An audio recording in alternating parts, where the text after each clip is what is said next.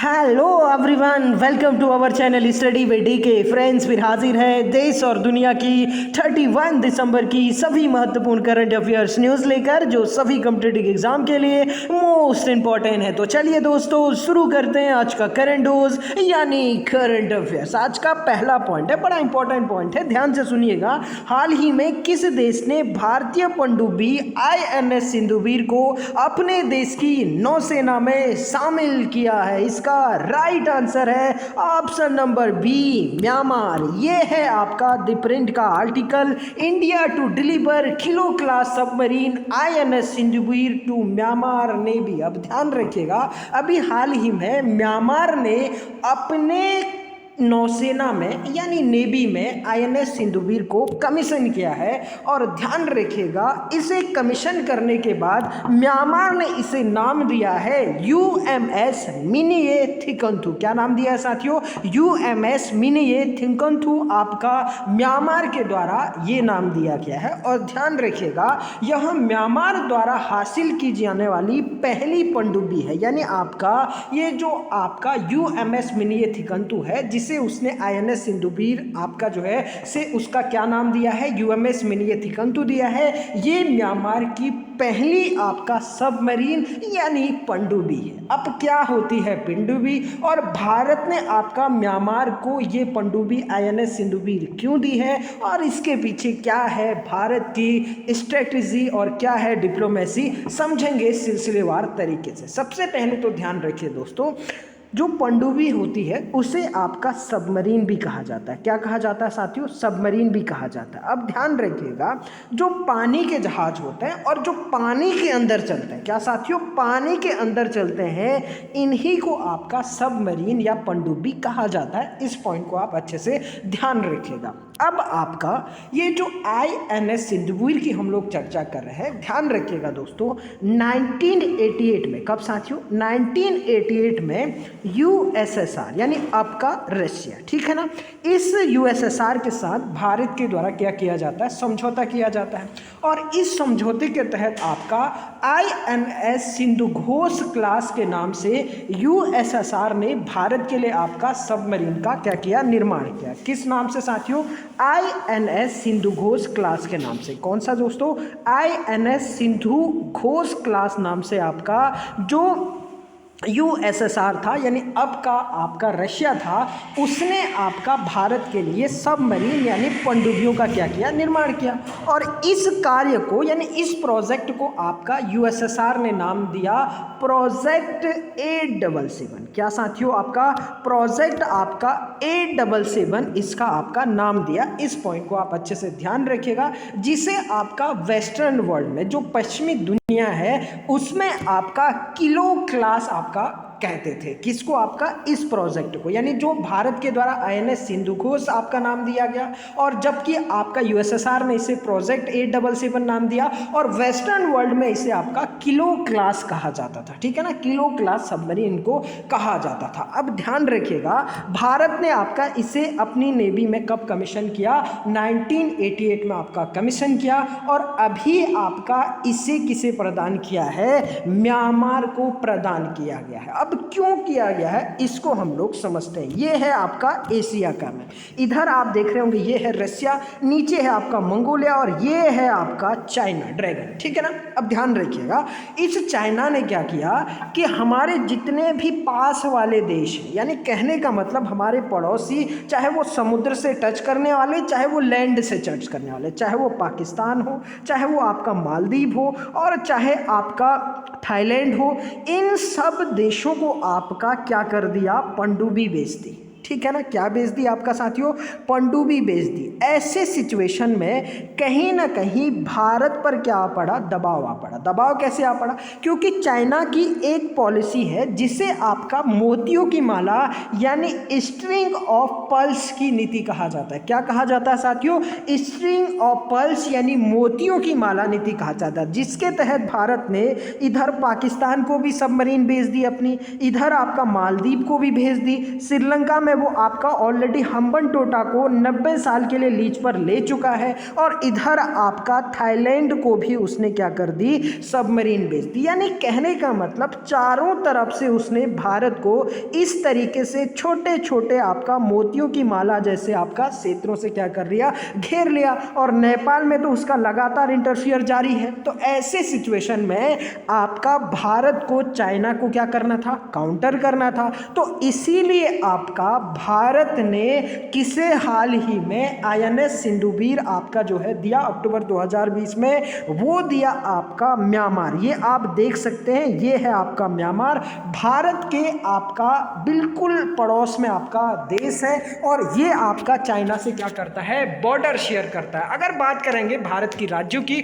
तो अरुणाचल प्रदेश, नागालैंड और मणिपुर और मिजोरम, ये वाला जो एरिया है यहीं पर आपका ये सारे राज्य हैं, ये आपका म्यांमार से क्या करते हैं, बॉर्डर शेयर करते हैं। इस पॉइंट को आप अच्छे से ध्यान रखिएगा। इसीलिए भारत के द्वारा अभी आपका इस चाइना को काउंटर करने के लिए यहाँ पर म्यांमार को INS सिंधुबीर प्रदान किया गया है। इस पॉइंट को आप अच्छे से ध्यान रखिएगा। अगर बात करें आपका म्यांमार की तो दोस्तों कुछ आपका जो है साल पहले भारत ने म्यांमार के साथ एक प्रोजेक्ट को साइन किया। उस प्रोजेक्ट का नाम था कलादान प्रोजेक्ट। कौन सा साथियों, आपका कलादान प्रोजेक्ट आपका जो है साइन किया था, जिसके तहत आपका कोलकाता से आपका इस प्रोजेक्ट के तहत सामान भेजा जाएगा कहाँ, Sittwe port. Sittwe port actually में कहाँ है साथियों, म्यांमार में है। और उसके बाद आपका सितवे पोर्ट से आपका प्लेटवा सामान भेजा जाएगा और प्लेटवा से आपका जो है यहाँ आप देख रहे होंगे ये है आपका आइजोल। आइजोल एक्चुअली में मिजोरम की राजधानी है।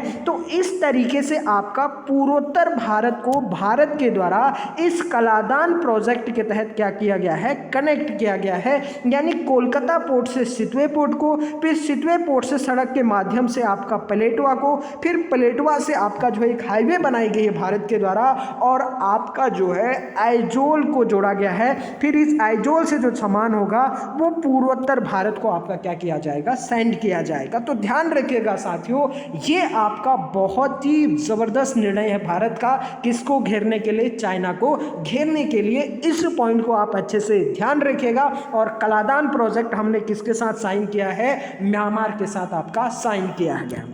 अब कुछ एडिशनल फैक्ट जान लेते हैं म्यांमार के बारे में। सबसे पहले तो ध्यान रखिएगा, म्यांमार की जो राजधानी है, कैपिटल है, उसका नाम है आपका नेपिता। क्या नाम है साथियों, नेपिता। पहले आपका इसकी राजधानी हुआ करती थी यंगून या रंगून, ठीक है ना। लेकिन अब आपका इसकी नई राजधानी क्या है, नेपिता है। इस पॉइंट को आप अच्छे से ध्यान रखिएगा। यहाँ की मुद्रा है बर्मी रुपया। क्या साथियों, आपका बर्मी रुपया यहाँ की आपका मुद्रा है, करेंसी है। इसका पुराना नाम यानी बर्मा का जो पुराना यानी आज का जो म्यांमार है साथियों, इस म्यांमार का पुराना नाम था बर्मा या ब्रह्मा। क्या था साथियों, वर्मा या ब्रह्मा आपका जो है इसका पुराना नाम था। इस पॉइंट को भी आप नोट कर लीजिएगा। स्वर्ण पैगोडा का देश, क्या साथियों, आपका स्वर्ण पैगोडा का जो देश कहा जाता है वो कहा जाता है आपका म्यांमार को। यहाँ की जो चांसलर है उनका नाम है आंग सान सू की। क्या नाम है साथियों,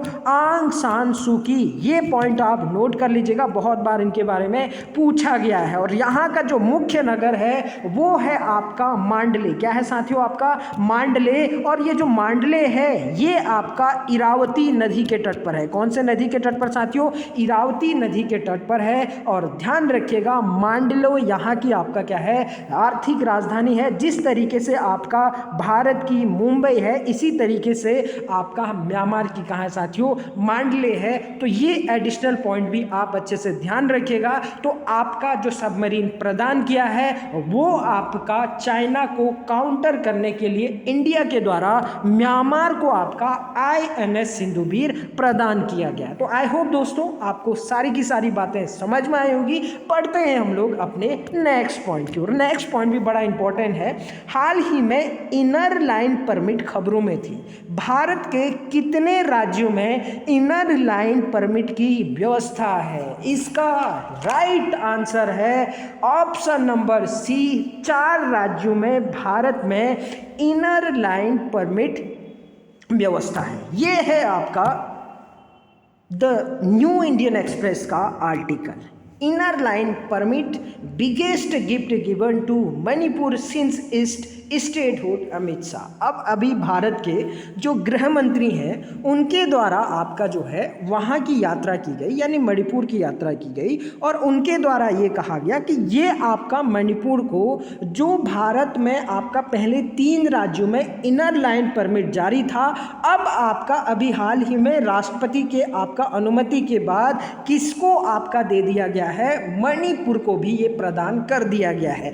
अब आपका भारत में 4 राज्य ऐसे हो गए जिन्हें आपका इनर लाइन परमिट क्या कर दिया गया है, जारी कर दिया गया। अब क्या है आपका इनर लाइन परमिट, उसको हम लोग अच्छे से समझते हैं। अब ध्यान रखिए दोस्तों, जब आपका कोई व्यक्ति फॉरेन जाता है यानी विदेश जाता है तो उसे कहीं वीज़ा की ज़रूरत होती है और कहीं आपका पासपोर्ट की ज़रूरत होती है। अब ध्यान रखिएगा, भारत के आपका 4 राज्यों में जो इनर लाइन परमिट व्यवस्था है वो आपका जो है अब शुरू होगी। इससे पहले मणिपुर में नहीं थी, लेकिन अब मणिपुर में भी इसको शुरू कर दिया। अब वो कौन कौन से राज्य हैं उनको दोस्तों नोट कर लीजिएगा। सबसे पहले तो ऊपर से शुरू करते हैं अरुणाचल प्रदेश। अरुणाचल प्रदेश में ये व्यवस्था थी इनर लाइन परमिट की।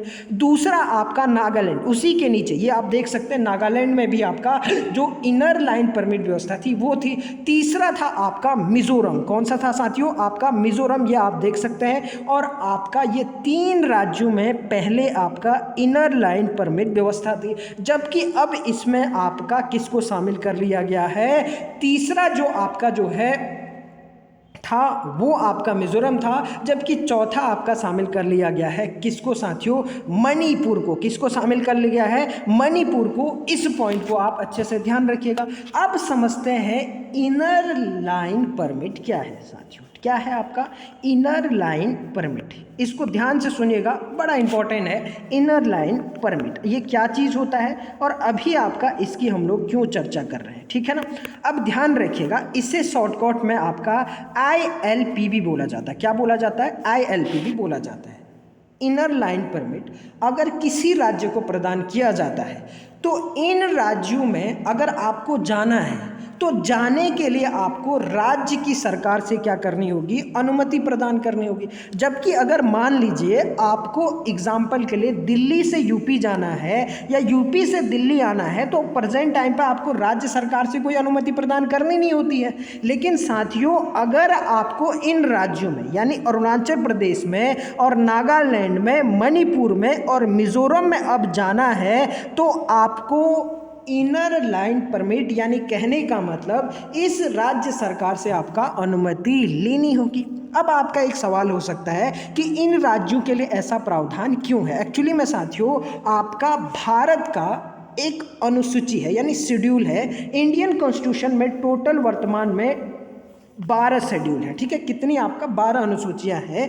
एक अनुसूची है आपका 6 और एक है आपका 5। इस 5 और आपका 6 में जो ट्राइबल्स एरिया है उनको आपका क्या दिया गया है, स्पेशल प्रिजर्वेशन दिया गया है। क्या दिया गया साथियों, स्पेशल प्रिजर्वेशन दिया गया है। अब ध्यान रखिएगा, जो शेड्यूल 6 है उसमें तो ये कहा गया है कि यहाँ जो आपका जनजातीय क्षेत्र है उनके प्रशासन की व्यवस्था की गई है। लेकिन जो शेड्यूल 6 है, कौन सा साथियों, आपका शेड्यूल 6 है। शेड्यूल 5 में तो क्या किया गया, जनजातीय क्षेत्रों के प्रशासन की बात की गई है। लेकिन शेड्यूल 6 में आपका जो असम है और आपका मेघालय है, कौन सा साथियों, असम है और दूसरा आपका मेघालय है, तीसरा आपका जो है त्रिपुरा है। कौन सा साथियों, त्रिपुरा है और चौथा है आपका मिजोरम। क्या साथियों, आपका मिजोरम है। इन 4 राज्यों के जनजातीय प्रशासन का उल्लेख किया गया है। अब ध्यान से सुनिएगा दोस्तों, इन 4 राज्यों में अनुच्छेद 244 के साथ, किस अनुच्छेद के तहत दोस्तों, आर्टिकल 244 के तहत यहाँ का जो प्रशासन होता है वो आपका जो है ऑटोमेटेड डिस्ट्रिक्ट काउंसिल यानी ADC की मदद से किया जाता है। यानी कहने का मतलब जो ADC है इसका फुल फॉर्म है आपका ऑटोमेटेड डिस्ट्रिक्ट काउंसिल यानी स्वायत्त जिला परिषद, इसी के द्वारा आपका यहाँ पर संचालित किया जाता है। यहाँ पर यानी लोकल जो बॉडी होती है, जिस तरीके से और राज्यों में हम लोग पंचायती राज देखते हैं, तो उसी तरीके से आपका यहाँ पर जो ऑटोमेटेड डिस्ट्रिक्ट आपका काउंसिल है, यानी जो स्वायत्त आपका जिला परिषद है, उसी की मदद से यहाँ पर आपका प्रशासन किया जाता है। इसी वजह से इन राज्यों को यहाँ पर स्पेशल स्टेटस दिया गया है। इस पॉइंट को आप अच्छे से ध्यान रखिएगा। अब आपका साथियों इसका कहानी क्या है और अभी आपका इसको लेकर क्यों चर्चा हो रही। कुछ दिन पहले आपने शायद एनआरसी के बारे में सुना होगा, ठीक है ना, यानी नेशनल रजिस्ट्रेशन ऑफ सिटीजनशिप, ठीक है ना। इसके तहत क्या किया गया कि 1973 यानी मार्च 1973 से आपका जो पहले वहाँ आपका आ चुके हैं, कहने का मतलब कहाँ पर, असम में। कहाँ साथियों, आपका असम में वो लोग आपका यहाँ रह सकते हैं या भारत के वो नागरिक माने जाएंगे। लेकिन होता क्या है कि आपका इस असम से ये लोग इधर उधर चले जाते हैं, यानी आपका जो शरणार्थी हैं बाहर से आए हुए बांग्लादेश वगैरह से, वो क्या करते थे, असम से दूसरे राज्यों में चले जाते थे, अरुणाचल प्रदेश में, नागालैंड में और आपका मिजोरम में, मणिपुर में, ये चले जाते थे। अब हुआ क्या, इसमें ये ऐड कर दिया गया हाल ही में कि जो शेड्यूल 6 के अंतर्गत राज्य आते हैं, उनमें भी आपका ये जो शरणार्थी वो नहीं जा पाएंगे। अब शेड्यूल 6 में कौन कौन शामिल थे, असम था, मेघालय था, त्रिपुरा था और मिजोरम था। और इसमें एक चीज एडिशन भी जोड़ दी गई कि जिन राज्यों में इनर लाइन परमिट है, वहां पर तो ये ऑलरेडी जा ही नहीं सकते थे क्योंकि पहले परमिशन लेनी होती थी। तो बचा कौन सा राज्य आपका, वो बचा ओनली मिजोरम, सॉरी माफ करिएगा, मणिपुर, क्योंकि आपका अरुणाचल प्रदेश, नागालैंड और मिजोरम में तो पहले से ही आपका क्या था, इनर लाइन परमिट था। लेकिन आपका एक राज्य बच गया था, मणिपुर। तो ऐसे में यहाँ पर मणिपुर वाले लोगों को, यानी मणिपुर के जो लोग हैं, उनको डर था कि जितने भी शरणार्थी हैं वो अब कहाँ आ जाएंगे, आपका मणिपुर में आ जाएंगे। तो इस वजह से अभी आपका मणिपुर को भी जो इनर लाइन परमिट है उसकी व्यवस्था दे दी गई है। इसके तहत आपका जो एनआरसी है, एनआरसी के तहत अब आपका पूर्वोत्तर भारत में किसी भी राज्य में अगर जाना होगा तो इसके लिए परमिट लेना होगा। तो ऐसे सिचुएशन में सरकार को पता लग जाएगा कि कौन सा शरणार्थी है, कौन सा नहीं है। तो ये आपका जो है भारत सरकार के द्वारा अभी हाल ही में जो मणिपुर को आपका इनर लाइन परमिट की व्यवस्था दी गई है, वो इस वजह से दी गई है। तो आई होप दोस्तों आपको समझ में आया होगा। ध्यान रखिएगा, जो इनर लाइन परमिट की व्यवस्था है वो भारत के अभी प्रेजेंट टाइम पर पूर्वोत्तर के 4 राज्यों में है, जिसमें आपका अरुणाचल प्रदेश, नागालैंड और मिजोरम पहले से ही थे, और अभी आपका ये मणिपुर को भी दे दिया गया है। तो आई होप दोस्तों ये सारा का सारा कॉन्सेप्ट आपको समझ में आया होगा। बढ़ते हैं अपने नेक्स्ट पॉइंट की ओर। नेक्स्ट पॉइंट भी बड़ा इंपॉर्टेंट है। हाल ही में रेलवे के लिए हाई पावर इलेक्ट्रॉनिक लोको इंजन बनाने वाला भारत विश्व का कौन सा देश बन गया? इसका राइट आंसर है ऑप्शन नंबर डी, 6वां देश बन गया है। ये है आपका द मिंट का article, India becomes 6th country to manufacturing high power electric locos indigenously. अब ध्यान रखिएगा साथियों, भारत आपका विश्व का 6ठा देश बन गया है जिसने अपने लिए high power electric loco engine बनाने के लिए सफलतापूर्वक आपका जो है, कहने का मतलब सक्सेस हो गया, ठीक है ना। अब ध्यान से सुनिएगा, ये जो आपका high power electric loco engine है, ये एक्चुअली में भारत के द्वारा माल ढोने के लिए किया गया है, और ये बिल्कुल मेड इन इंडिया को बढ़ावा देने के लिए ही लोकोमोटिव लॉन्च किया गया। ध्यान रखिएगा, इसका निर्माण आपका फ्रांस की एक कंपनी है जिसका नाम है एल्स्टॉम। क्या नाम है साथियों?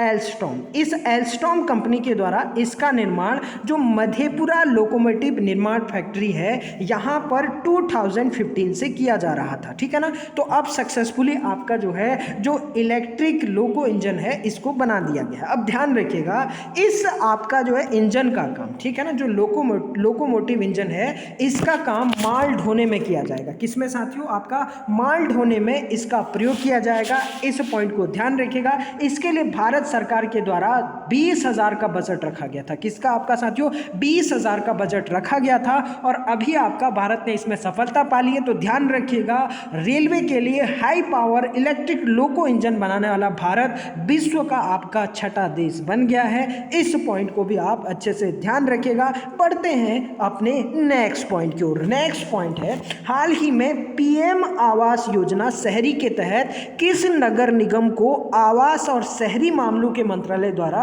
भारत के सर्वश्रेष्ठ नगर निकाय के रूप में चुना है? इसका राइट आंसर है option number A, Visakhapatnam, Andhra Pradesh. अब ध्यान रखिएगा दोस्तों, अभी हाल ही में जो पीएम आवास योजना है उसके तहत आपका जो भारत में आवास और शहरी मामलों का मंत्रालय है, जिसके आपका मंत्री हैं हरदीप पुरी, ठीक है ना, इसके द्वारा भारत का जो सर्वश्रेष्ठ नगर निकाय के रूप में चुना है वो चुना है आपका विशाखापत्तनम को। किसको चुना है साथियों? विशाखापत्तनम को। इस पॉइंट को आप अच्छे से ध्यान रखिएगा। अब समझते हैं क्या है आपका पीएम आवास योजना। सबसे पहले तो ध्यान रखिएगा, पीएम आवास योजना 25 जून 2015 को लॉन्च की जाती है। कब साथियों? 25 जून 2015 को भारत सरकार के द्वारा इसे लॉन्च किया जाता है। इसका मकसद होता है कि वो व्यक्ति जिन्हें आपका जो है घर नहीं है, जिनके पास घर नहीं है यानी आवासहीन है, और जो लोग आपका कच्चे मकानों में, जीर्ण शीर्ण घरों में आपका रहते हैं, उन लोगों को आपका बुनियादी सुविधाओं के साथ पक्के घर उपलब्ध करवाना। इस योजना के तहत ये लक्ष्य रखा गया कि 2022 तक, कब तक साथियों? 2022 तक भारत सरकार आपका कितने करोड़?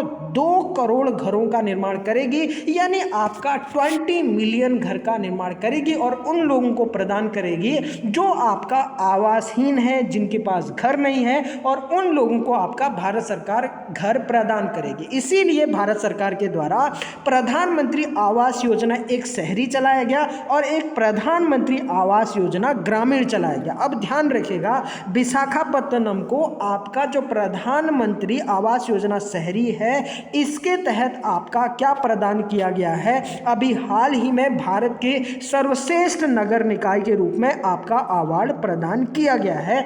इस पॉइंट को आप अच्छे से ध्यान रखिएगा। अब आपके मन में एक सवाल उठ सकता है कि भैया नगर निकाय क्या है?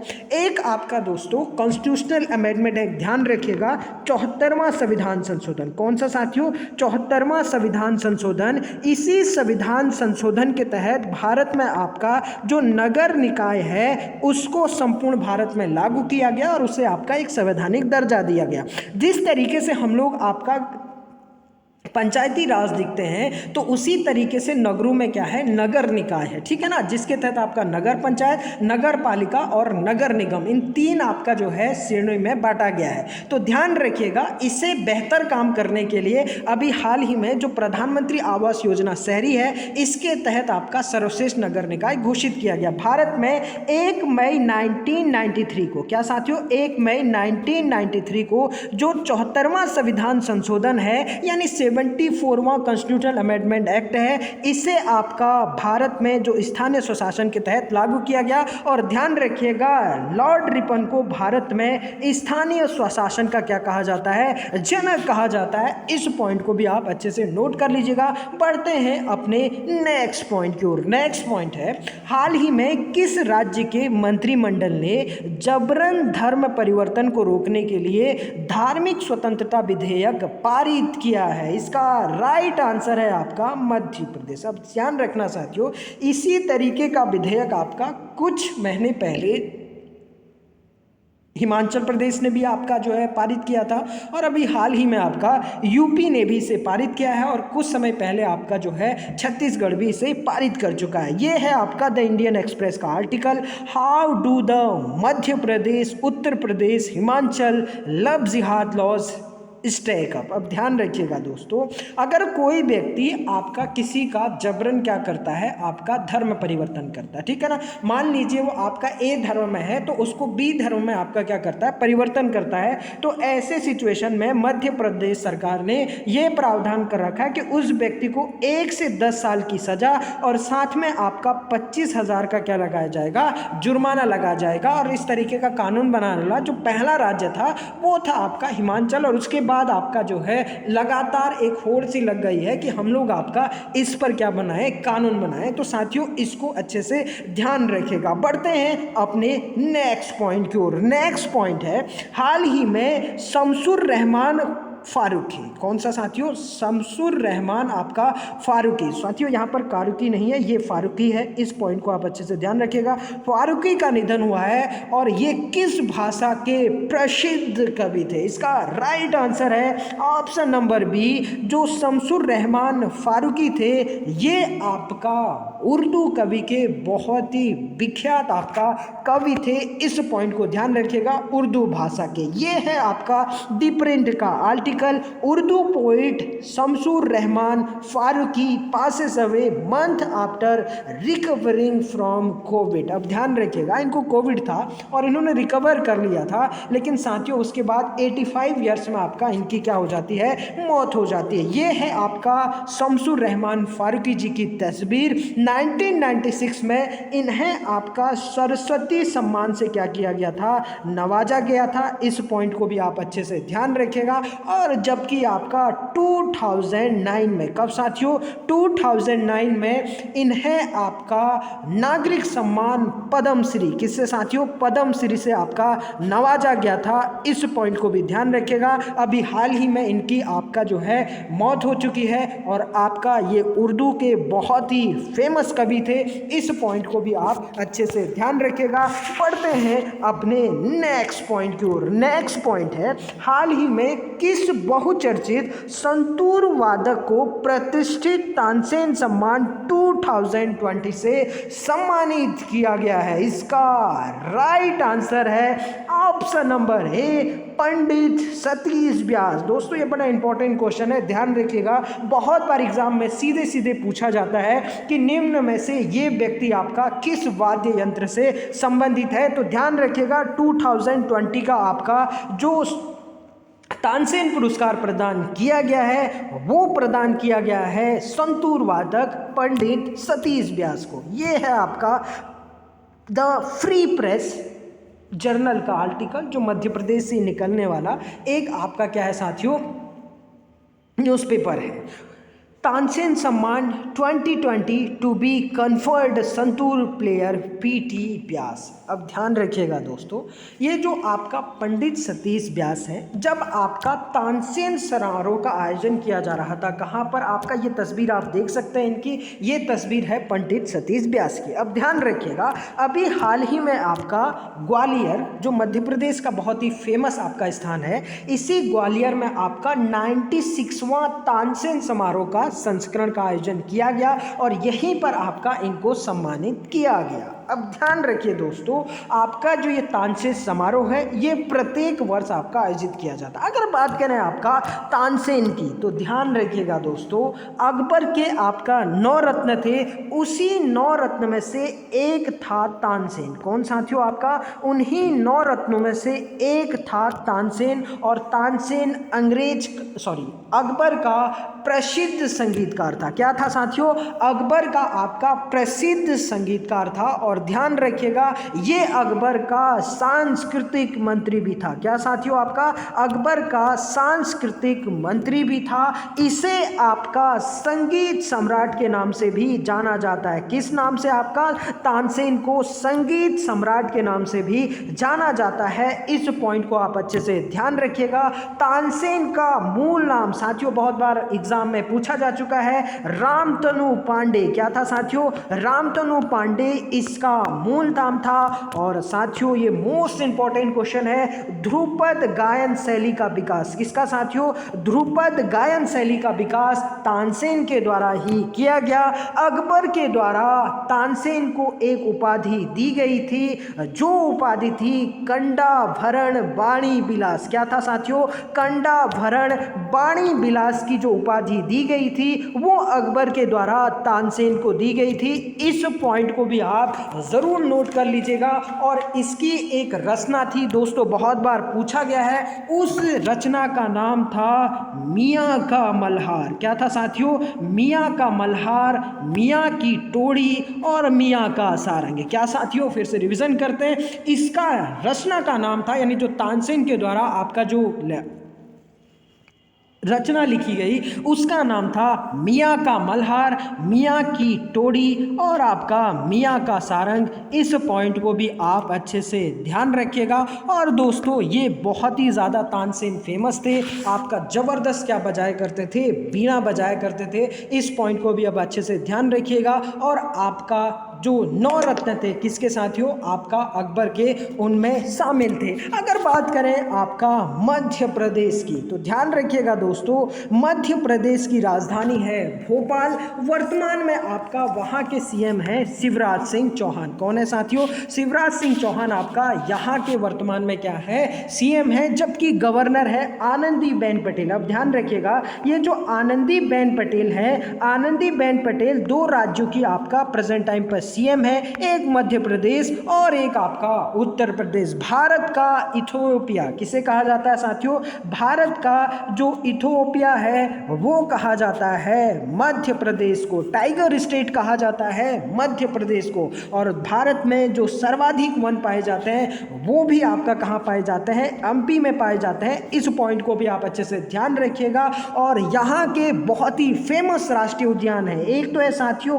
कान्हा राष्ट्रीय उद्यान। कौन सा साथियों, कान्हा। दूसरा है बांधवगढ़, जहां पर आपका अभी हाल ही में बैलून सफारी आपका शुरू किया गया है। इस पॉइंट को आप अच्छे से ध्यान रखिएगा, बांधवगढ़। और तीसरा राष्ट्रीय उद्यान बहुत ही फेमस है पन्ना राष्ट्रीय उद्यान। कौन सा साथियों, पन्ना। और चौथा है आपका पेंच राष्ट्रीय उद्यान। इन सारे पॉइंट को आप अच्छे से ध्यान रखिएगा। बहुत ही फेमस मंदिर खजुराहो मंदिर। कौन सा साथियों, खजुराहो मंदिर। ये भी आपका एमपी में स्थित है, चंदेल राजाओं के द्वारा इसे निर्मित किया गया। सांची का स्तूप। कौन सा साथियों, सांची का स्तूप। ये सांची का स्तूप जिसे आपका अशोक के द्वारा बनाया गया था, ये भी आपका एमपी में ही स्थित है। और ध्यान रखिएगा जो 200 आपका जो है रुपये की करेंसी नोट है, ठीक है ना, ये आपका 200 का जो करेंसी नोट है, इसमें इसी सांची के स्तूप को आपका अंकित किया गया है। इस पॉइंट को भी आप अच्छे से ध्यान रखिएगा।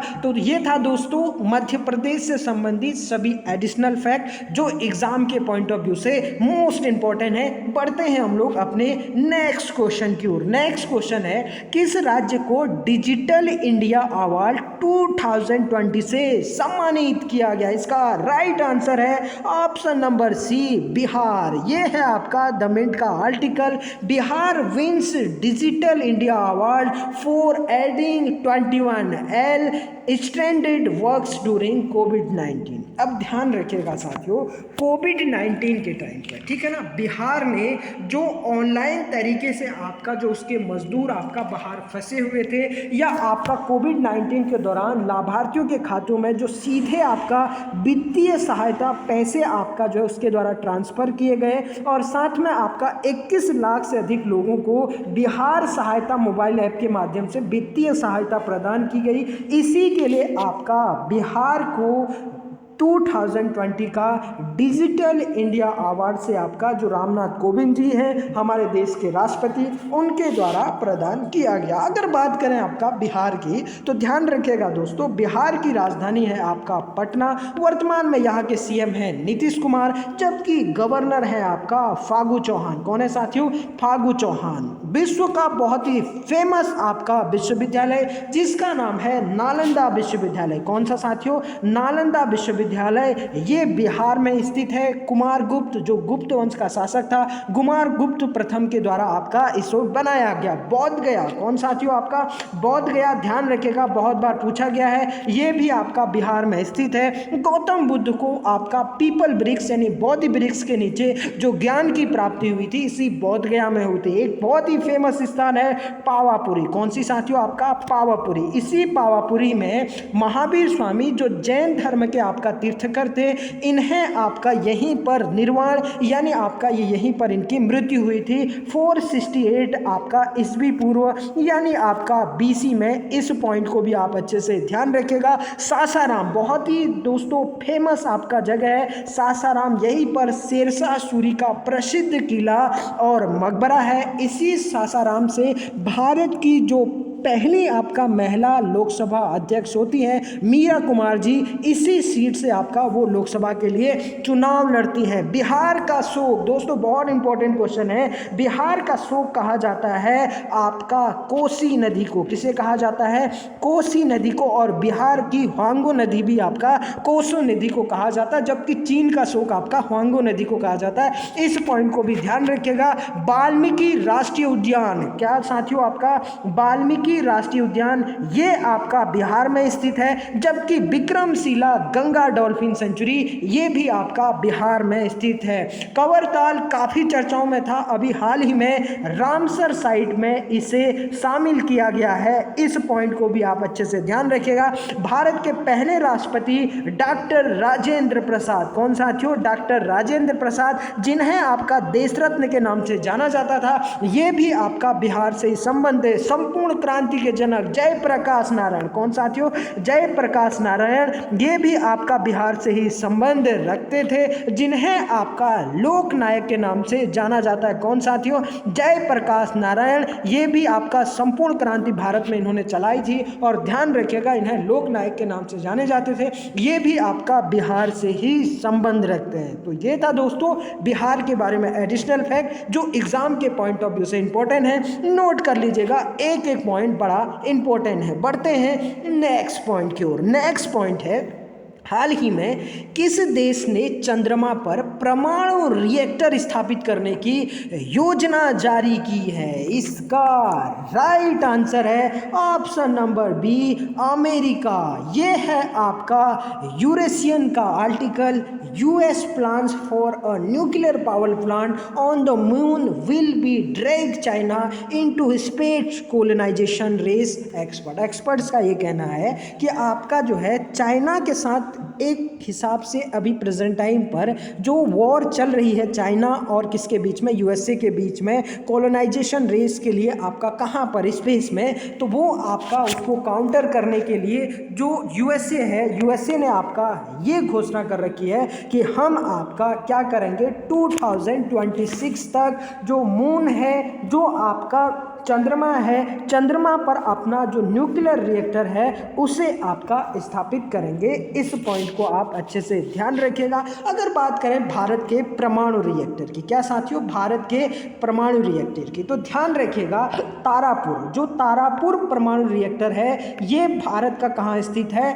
महाराष्ट्र में स्थित है। काकरापार, ये काकरापार गुजरात सूरत में है। कहाँ है साथियों? जो काकरापार आपका भारत का परमाणु रिएक्टर है ये कहाँ पर है? आपका गुजरात में है। इस पॉइंट को भी आप नोट कर लीजिएगा। जबकि आपका कैगा, क्या साथियों? आपका कैगा, ये कैगा है आपका कर्नाटक में। कहाँ पर है साथियों? कर्नाटक पर है। और जबकि दो आपका भारत के बहुत ही फेमस तमिलनाडु में है। एक तो है कुडनकुलम, क्या है साथियों? आपका कुडनकुलम, ये भी कहाँ है? आपका तमिलनाडु में है। और दूसरा तमिलनाडु में है कलपक्कम, क्या है साथियों? कलपक्कम, ये भी आपका तमिलनाडु में स्थित है। इस सारे परमाणु रिएक्टर को नोट कर लीजिएगा, बड़े इंपॉर्टेंट है दोस्तों। और अभी जो हाल ही में एनटीपीसी के एग्जाम हो रहे हैं उसमें इस तरीके के बहुत सारे सवाल पूछे जा रहे हैं, और इन फ्यूचर में जितने भी आपका वनडे एग्जाम होंगे उनमें आपका इस तरीके के सवाल बहुत बार आपका पूछे जाते हैं। अगर बात करें आपका मून की, तो ध्यान रखिएगा दोस्तों, मून पर जाने वाले जो पहले व्यक्ति थे वो यूएसए के ही व्यक्ति थे, जिनका नाम था आपका नील आर्मस्ट्रॉन्ग। कौन थे साथियों? नील आर्मस्ट्रॉन्ग आपका जो है पहले व्यक्ति थे जो आपका चांद पर पहुंचे थे, और चांद पर ही इन्होंने आपका यूएसए का क्या ठहराया था? झंडा फहराया था। क्या फहराया था साथियों? झंडा फहराया था। ये आपका अपोलो 11 के तहत, किसके तहत? अपोलो 11 एक मिशन था यूएसए का, इसी के तहत आपका जो नील आर्मस्ट्रॉन्ग थे वो चंद्रमा पर पहुंचे थे, और यूएसए का इन्होंने इस तरीके से आपका झंडा फहराया था। कब गए थे? 20 जुलाई 1969 को। कब साथियों? 20 जुलाई 1969 को ये कहां पर पहुंचे थे? आपका मून पर पहुंचे थे। इस पॉइंट को आप अच्छे से ध्यान रखिएगा। अभी हाल ही में फिर आपका मून पर आपका एक नया मिशन, मानव मिशन भेजने की तैयारी में है। कौन? आपका यूएसए। ध्यान रखिएगा उसका नाम है आर्टेमिस मिशन। कौन सा साथियों? आर्टेमिस मिशन आपका जो है उसका नाम है। इस पॉइंट को भी आप अच्छे से ध्यान रखिएगा। अभी हाल ही में चांग E5, क्या साथियों? चांग E5 मिशन के तहत दुनिया का दूसरा देश बन गया है चाइना, जिसने आपका चंद्रमा पर अपना झंडा, अपने देश का झंडा फहराया। ये आप तस्वीर में देख सकते हैं, इस तरीके से उसने अपना झंडा फहराया। तो ध्यान रखिएगा, चाइना दूसरा देश है जिसने चंद्रमा पर झंडा फहराया, जबकि आपका पहला देश कौन है? USA। अगर बात करें आपका भारत की, तो ध्यान रखिएगा, भारत ने भी आपका 2 मिशन चंद्रमा के लिए भेज चुका है। पहला तो साथियों चंद्रयान फर्स्ट, ये आपका चंद्रयान जो फर्स्ट है वो PSLV 11 के द्वारा, भारत के द्वारा छोड़ा गया, लेकिन सक्सेस नहीं हो पाया। और जो चंद्रयान 2 है वो GSLV MK3M1 के द्वारा, भारत के द्वारा छोड़ा जाएगा। इस पॉइंट को भी आप अच्छे से ध्यान रखिएगा। तो ये था दोस्तों आज की सभी महत्वपूर्ण करंट अफेयर्स न्यूज़ का एनालिसिस, जो सभी कॉम्पिटिटिव एग्जाम के लिए मोस्ट इंपॉर्टेंट है। तो चलिए दोस्तों, फिर मिलते हैं एक नए करंट अफेयर्स न्यूज़ एनालिसिस के साथ। तब तक आप पढ़ते रहिए। Thank you very much. God bless you all.